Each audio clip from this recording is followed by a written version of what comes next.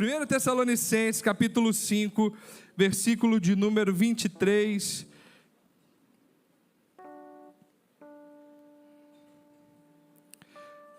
A palavra do nosso Deus diz assim: e o mesmo Espírito, e o mesmo Deus da paz, vos santifique em tudo, em todo o vosso espírito, alma e corpo. Repete comigo: espírito, alma e corpo.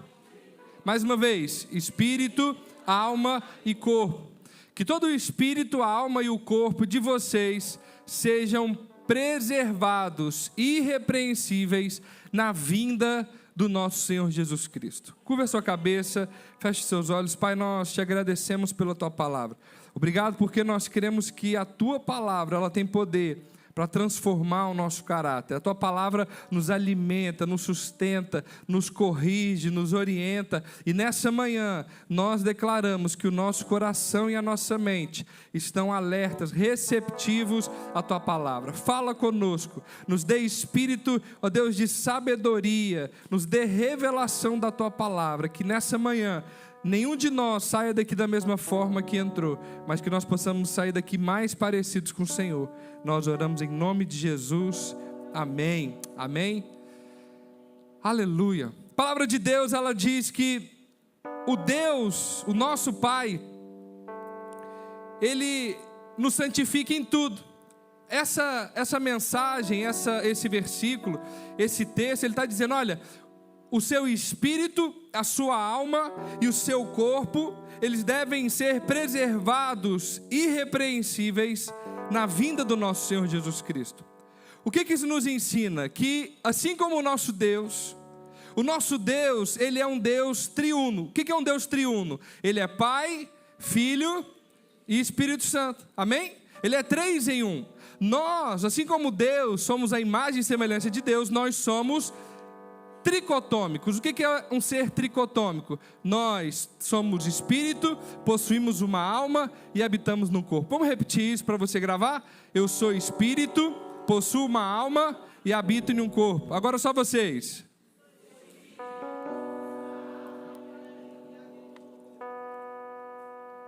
Pastor, mas para que eu preciso saber disso? Por que isso é importante para nós? Porque assim como você não é só essa carne, esse corpo bonito, olha para esse irmão do seu lado aí, ele não é só esse rostinho bonito, cheiroso, bem arrumado. Nós somos espírito.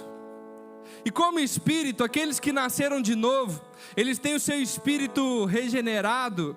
O Espírito Santo de Deus, agora ele fala conosco através do nosso espírito. O Espírito Santo de Deus, ele fala conosco todos os momentos, todos os dias. E essa semana eu pensei nessa mensagem, porque essa semana minha mãe foi lá em casa e ela foi ver as crianças. E quando ela chegou lá, as crianças estavam dormindo. Aí eu falei: mãe, vamos ver um filme? Ela falou: vamos. E aí ela foi e falou assim: tem um filme que eu vi lá numa plataforma dessas aí. E é um filme desses de exorcismo. Eu falei: mãe, esses filmes de Hollywood é uma mentirada, mas esses filmes aí, o diabo é mais poderoso que tudo, vamos assistir esse. Não, esse filme é bom. Eu falei: quem te indicou? Ela falou assim: não sei, eu vi aí. Eu falei: não vou contrariar minha mãe, mas já dentro de mim eu falando assim, eu antes de me converter, eu assisti esses filmes, eu ficava até com medo, né? Eu sei que vocês não assistem, mas assistir esse filme do diabo, você fica até com medo dele. Aí, irmãos, fiz a besteira de sentar com a minha mãe para ver esse filme. E quando eu comecei a ver o filme, eu fiquei com raiva de mim. Eu falei assim: para que eu perdi meu tempo vendo isso? Que o diabo, ele é sujo, a gente já sabe disso, mas ele fica se fazendo de poderoso. E eu me lembrei da primeira vez que eu tive a oportunidade de expulsar um demônio, de ser usado por Deus. E eu tinha aprendido que nós temos autoridade no nome de Jesus. E eu falei: diabo, sai em nome de Jesus. E o diabo falou: não saio. E eu me lembrei daquela sensação, falando assim: mas não sai por quê? Eu tinha aprendido que era o nome de Jesus. Depois, com o tempo, com mais maturidade, a gente vai entendendo que o diabo, ele é mentiroso. O diabo, ele mente o tempo todo. Então, quando ele diz que não vai sair, se você não tem a convicção de fé da autoridade que você tem no nome de Jesus, a primeira pergunta que você faz é: eu devo estar em pecado, né? Porque ele disse que não vai sair. Você passa a analisar você mesmo, você passa a olhar para as suas obras e esquece daquilo que você recebeu da parte de Deus. Então, toda vez que você tem uma palavra de Deus, todas as vezes que você decide andar em fé, em obediência à palavra de Deus, a primeira coisa que o diabo faz é lançar uma dúvida na sua mente. A primeira coisa que o diabo faz é lançar uma incerteza no seu coração. Por quê? Se essa dúvida ela achar lugar no seu coração, essa dúvida ela anula a sua convicção de fé. A dúvida ela tem poder de abafar a semente da fé. A dúvida, preste atenção, ela tem o poder de pegar essa palavra que você está recebendo essa manhã, e a palavra ela como uma semente. A palavra ela cai no seu coração, e a dúvida, se você permite ela entrar, ela é como os espinhos que vai abafando essa semente da fé ao ponto de fazer a semente morrer. Então, como que nós podemos andar em fé? Como que nós podemos perceber a ação do Espírito? E é sobre isso que eu quero falar nessa manhã. Sobre nós recebermos as direções do Espírito. Como que eu percebo o Espírito me direcionando? A primeira coisa que nós precisamos entender é que nós não podemos andar pelos nossos sentimentos. Amém, irmãos? Nós não podemos andar por aquilo que nós sentimos. Porque às vezes você ouve uma música, e não é nem um louvor, uma música talvez mundana. Talvez você assiste um filme que não tem nenhuma mensagem cristã, mas essa música ou esse filme, ele consegue despertar em você sentimentos, e você até chora assistindo alguns filmes. Sim ou não?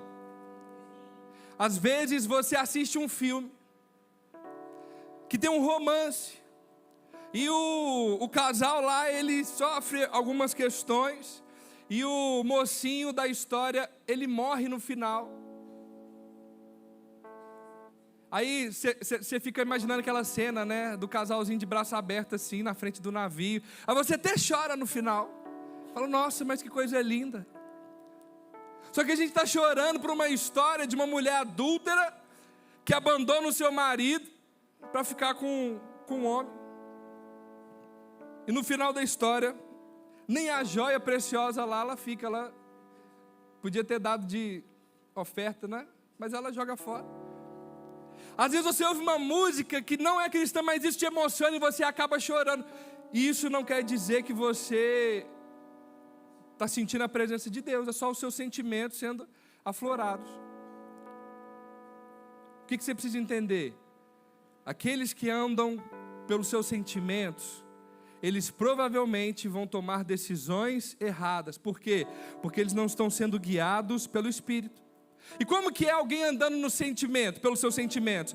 É alguém que é guiado pelas suas emoções, ou seja, alguém que anda baseado no que a sua alma interpretou. Então, para contextualizar, para você entender essa história, quando Deus ele cria Adão, ele cria lá, ele forma Adão do pó, do barro ali, sopra em Adão o quê? O fôlego de vida. Adão, a Bíblia vai dizer que ele passa a se tornar alma vivente. O que era isso? Adão, ele tinha o seu espírito conectado com o Espírito de Deus. Todos os dias a Bíblia diz que Deus descia no Éden e ele conversava com Adão. Conversava como? Através do Espírito. Adão recebia essas direções do Espírito, essas coordenadas de Deus, e a sua alma, porque a sua alma ela é a sede das suas emoções, do seu intelecto, o seu racional, sua criatividade, a sua mente, sua memória, tudo é função da sua alma. Então Adão recebia aquela direção de Deus, a sua alma interpretava, entendia o que Deus queria falar com ele, e o que o corpo de Adão fazia? Executava. Por isso que a Bíblia nos ensina que nós somos espírito, alma e corpo. Deus fala com você através do seu espírito. A sua alma entende, interpreta, traduz. E o seu corpo, o que a sua parte mais exterior do seu ser, ela executa aquilo que Deus mandou você fazer. Então quando Adão ele peca, e Deus ele fala: Adão, no dia que você comer, certamente você vai morrer. Adão come do fruto e ele não cai duro no chão. Ele não experimentou ali a morte física. O que Adão experimentou? A morte espiritual, que é a separação, é o desligar, desconectar de Deus. Imagina aquela cena lá aquela imagem pintada na Capela Sistina. Michelangelo pintou lá Deus de um lado com o dedo e o homem tentando tocar, mas não consegue. Isso é a morte espiritual, é a separação, desconectou de Deus.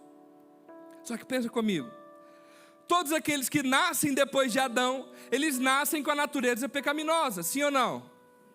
Tem alguém comigo aqui nessa manhã? Diga aleluia.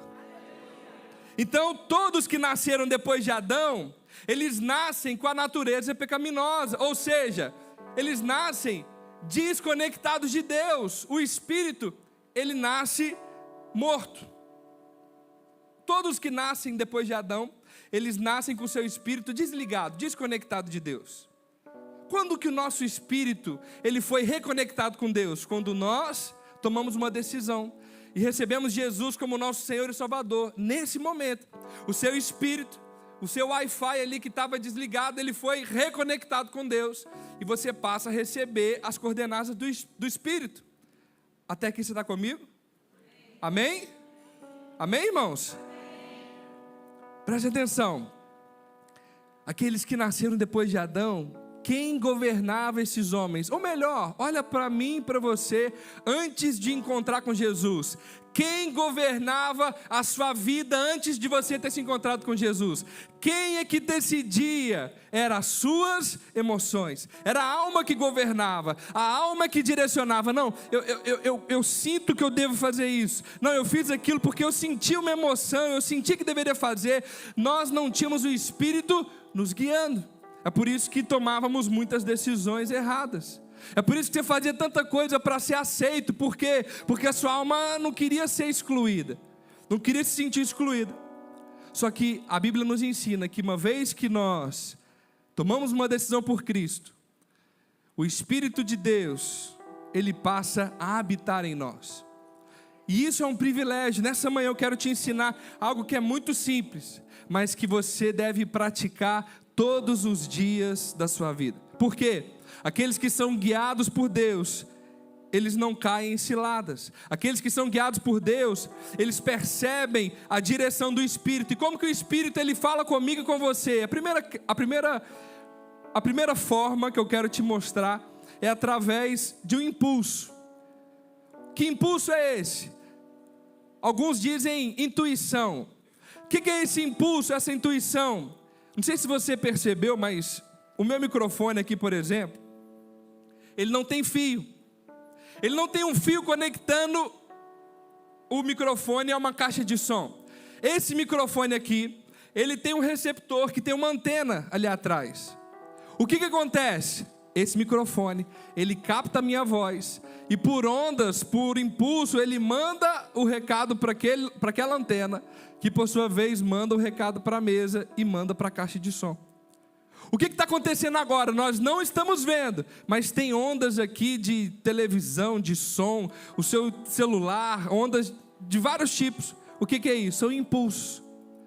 Por que eu e você, nós aqui não conseguimos ouvir, por exemplo, o que está sendo transmitido numa rádio agora? Por que eu e você não conseguimos agora sintonizar uma televisão, sendo que tem ondas de TV passando aqui? Por que não acontece isso? Porque nós não temos a antena necessária para captar essas ondas. Preste atenção. O Espírito, ele fala conosco da mesma forma, através de impulsos, de intuição. E nós que nascemos de novo, nós temos o Espírito que é a antena, que nos conecta, que capta a voz de Deus, que capta a voz do alto. Você que nasceu de novo, você recebe essas direções. Posso ouvir um amém? Amém. Só que você não sente isso. Você percebe isso talvez como uma intuição, como um impulso, algo falando no seu interior. O Espírito Santo, Ele fala conosco o tempo todo. Só que a voz do Espírito, a direção do Espírito, ela não é irresistível. O que é isso? Às vezes você chega lá no seu quarto, na sua casa, você chega num dia de noite cansado, e aí você vai sentar na cama para dormir, você percebe uma direção falando assim: vamos orar, vamos fazer um jejum, vamos meditar na palavra. E aí o seu espírito está clamando, está recebendo aquela direção do Espírito de Deus falando: vamos meditar, vamos buscar, vamos investir tempo. E aí o seu corpo fala: não, a gente está muito cansado, vamos deixar para amanhã. O que aconteceu nesse exato momento? O seu espírito captou a direção do Espírito. O seu espírito, a antena que há em você, ela captou essa direção, só que você decide obedecer ou não às direções do Espírito. Você está aqui comigo? Amém? Quantas vezes durante o nosso dia Deus não fala conosco e nós muitas vezes ignoramos, pensamos: não, isso aí é coisa da minha cabeça. Às vezes alguém lá no seu trabalho está com uma dor de cabeça, está com alguma enfermidade, e algo dentro de você fala assim: ora por ele. Aí você pensa: não, mas eu vou passar vergonha aqui nesse lugar. Já aconteceu com você isso, irmão? Sim ou não? Ou só comigo? Às vezes, já aconteceu comigo, de eu sentir algo, de eu perceber no meu espírito, falando assim: desce do ônibus. Eu falei assim: mas Deus está longe ainda lá de casa, vou ter que andar muito. Deus mandou descer, eu desci. Tem coisas que não fazem sentido. Uma vez minha mãe fez isso. Minha mãe chegou e falou: estou de jejum de celular.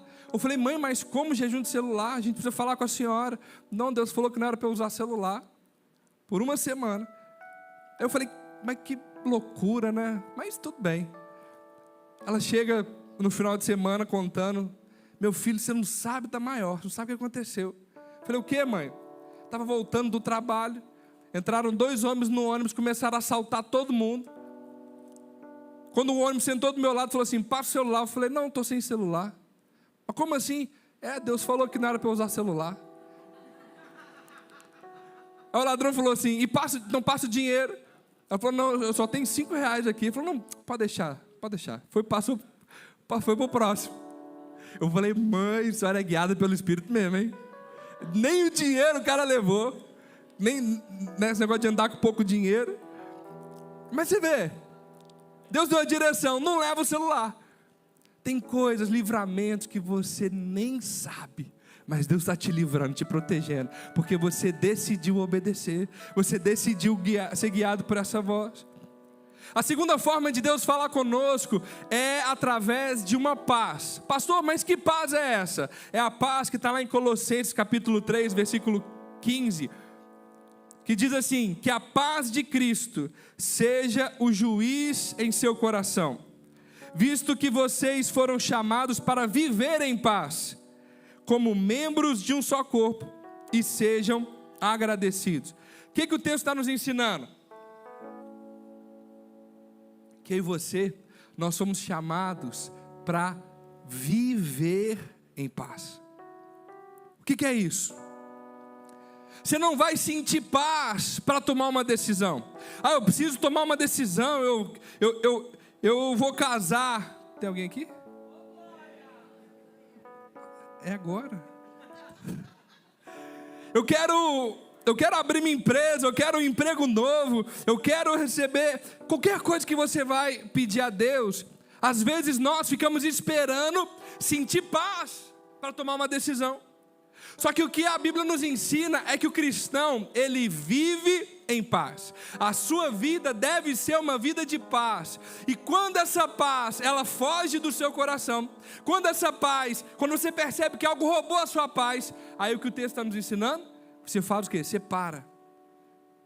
Você para e vai orar e falar: Deus, o que está acontecendo? Por que essa paz, por que saiu essa paz do meu coração?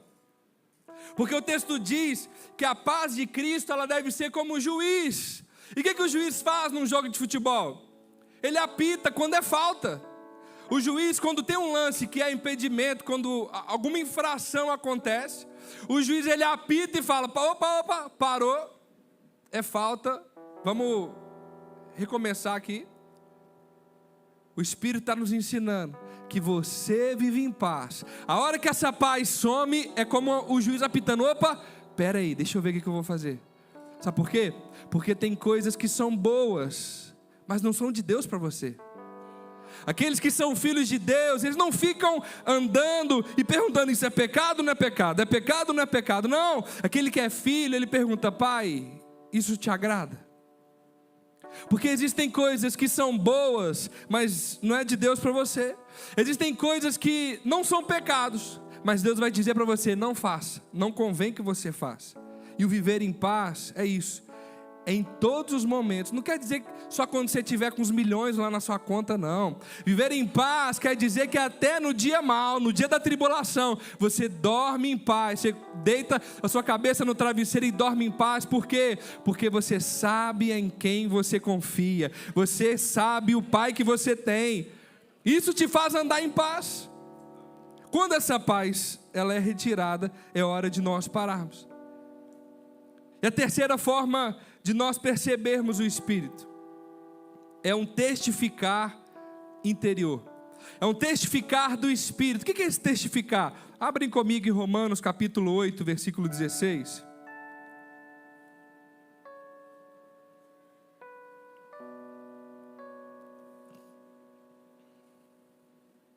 Romanos capítulo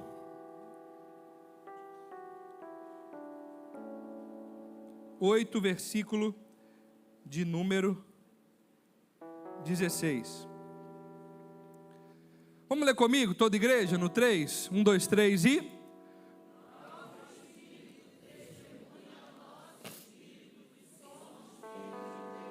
O próprio Espírito, ele testemunha ao nosso Espírito que nós somos filhos de Deus. O que é isso? É um testificar do alto, é uma confirmação que não é baseada nos seus sentimentos.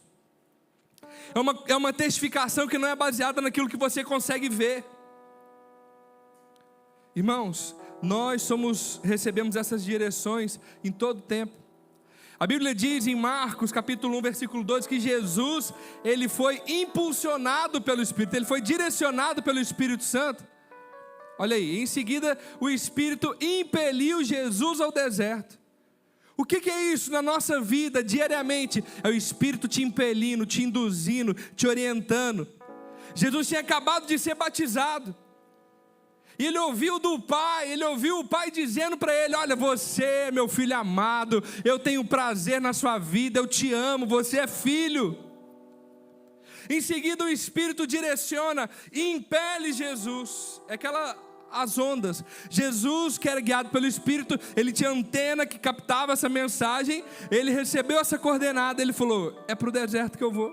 Jesus começa a caminhar em direção ao deserto, e nós sabemos a história. Durante 40 dias Jesus jejuou, e naquele deserto o diabo ele vem tentar Jesus. Você consegue perceber que Deus, ele está impelindo Jesus para algo que aos nossos olhos, ao olhar humano, natural, era algo ruim? Você consegue perceber que aos olhos humanos, essa era uma decisão que talvez nós, se estivéssemos no trono, nós não tomaríamos? Você mandaria o seu filho para um lugar que você sabe que é ruim? Você mandaria o seu filho para um abatedouro como uma ovelha? Não, nós não faremos isso. Mas é por isso que a Bíblia diz que Deus faz com que todas as coisas cooperem para o bem daqueles que amam a Deus, porque aqueles que amam a Deus são guiados pela palavra de Deus. Jesus vai dizer: aquele que me ama, ele faz as vontades do Pai. Aquele que ama Jesus, ele obedece a palavra, ele anda guiado pela palavra. Jesus, ele é impelido, direcionado, só que chega no deserto, quando ele é tentado pelo diabo. A primeira coisa que o diabo faz, ele pergunta: Jesus, se tu és o Filho de Deus, transforma essas pedras em pães. A primeira coisa que o diabo faz é lançar uma semente de dúvida, é lançar a incredulidade sobre o coração de Jesus. Será que você é mesmo Filho de Deus? Eu não sei se você é Filho de Deus não, olha a dificuldade que você está passando. É assim que o diabo faz hoje.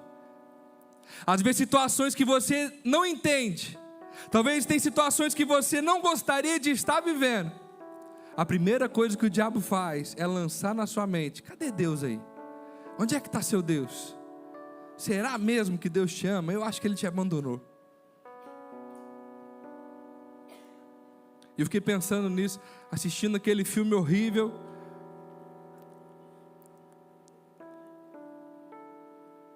E o diabo, ele se faz assim, ele quer se mostrar mais poderoso do que ele é. O diabo, ele quer se mostrar forte.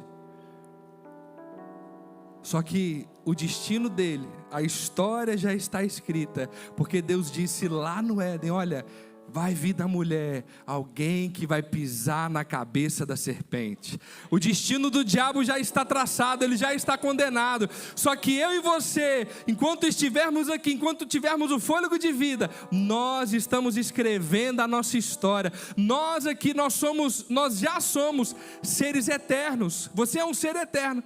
Agora você está decidindo com as suas ações aonde você vai passar a sua eternidade. Você consegue imaginar que existem pessoas hoje lá no inferno que estão lá, mas foram perdoadas? Elas foram perdoadas porque Cristo morreu por elas também, só que elas não tomaram uma decisão talvez. Hoje nós temos a escolha, você está aqui decidindo aonde você vai passar a eternidade. E ouvir a voz do Espírito, você que nasceu de novo, é essencial, é fundamental que você seja guiado pelo Espírito, perceba a voz do Espírito. E o testemunho interior, a testificação do Espírito, não é algo que você sente. Não é algo que vai arrepiar os seus braços, que talvez você vai sentir um calafrio, um fogo, não. É uma convicção de fé. Porque a fé é a certeza das coisas que se esperam. É a convicção, não é talvez, não é um questionamento, não. É a convicção de coisas que você não consegue ver, os seus olhos não veem.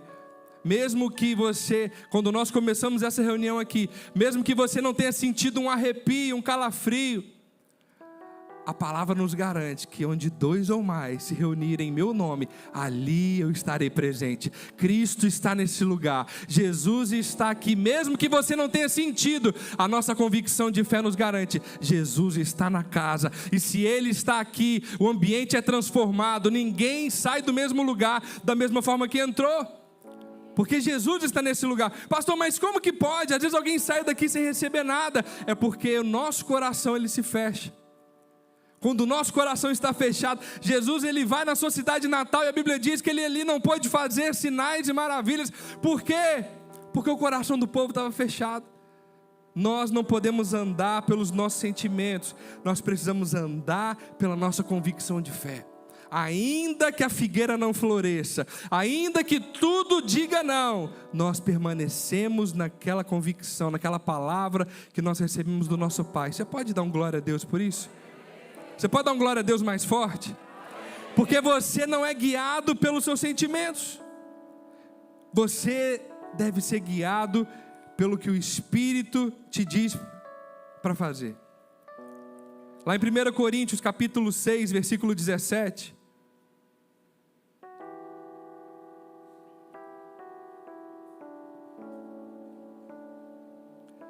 Primeira Coríntios capítulo 6, versículo de número 17.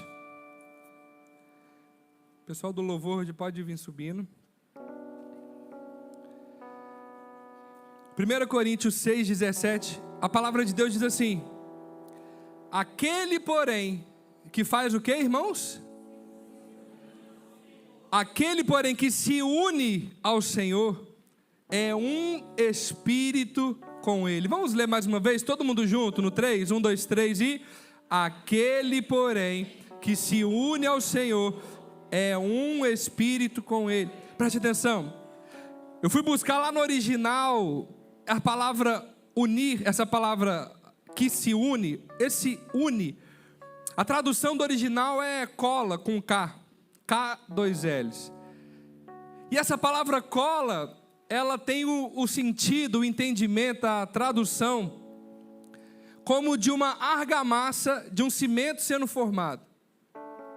Quando você olha para essas estruturas aqui, por exemplo, tem cimento aqui em vários lugares. Só que o cimento, quem sabe como é que faz um cimento aí? Tem algum pedreiro não, mas alguém que gosta de mexer com obra aí? Como é que a gente faz o cimento? Você pega a areia, Mariana adora. Se precisar de um faz tudo em casa, me ajuda, Mari. A gente bota areia. Quem mais? Olha, depende da construção. Mas aí você bota areia, bota um pouquinho de brita para ficar mais forte. Brita, um pouquinho de pedra. Bota também água. E bota o pó do cimento. Ela falou 4 materiais. Depois que ela mistura esses materiais e ela aplica esse cimento na parede, o que acontece? Esse cimento, ele endurece, ele se torna um só objeto. Não tem como mais a Mariana chegar e falar: ih, não, eu estou precisando da areia agora, deixa eu tirar. Não tem como, já é uma só matéria. Não, estou precisando de brita, deixa eu tirar. Não, já foi, já é um só. Não tem como separar, não tem como desmembrar. Aqui nesse lugar tem pedras. Se eu olhar aqui, ó, tem pedra aqui atrás. Nesse lugar aqui também teve areia para colocar o piso. Foi colocado cimento. Nesse lugar também eles colocaram água. Agora eu quero te perguntar, pensa comigo. Esses mesmos materiais, areia, brita, cimento, água, esses materiais que tem aqui nessa construção, esses materiais também existem lá na loja que vende material de construção? Lá no depósito de material de construção tem esses materiais também, sim ou não? Lá tem areia, lá tem pedra, lá tem água, lá tem cimento, as mesmas coisas que tem aqui. Mas qual a diferença dos materiais lá da casa de construção e para os materiais que tem aqui? É que aqui nós decidimos fazer uma casa para Deus. Aqui nós decidimos unir esse material com o propósito de edificar um altar para Deus. Esse lugar aqui, ele só é diferente porque nós decidimos edificar uma casa para Deus. Só que deixa eu te contar algo. A Bíblia vai nos dizer que Jesus, quando ele morre, ele rasga o véu de cima a baixo. E a presença de Deus, que era única e exclusivamente do Santo dos Santos, onde um único homem, o sumo sacerdote, ele entrava ali naquele lugar uma vez por ano, no dia do perdão nacional. Um único homem entrava naquele lugar, diante da presença de Deus, da Arca da Aliança.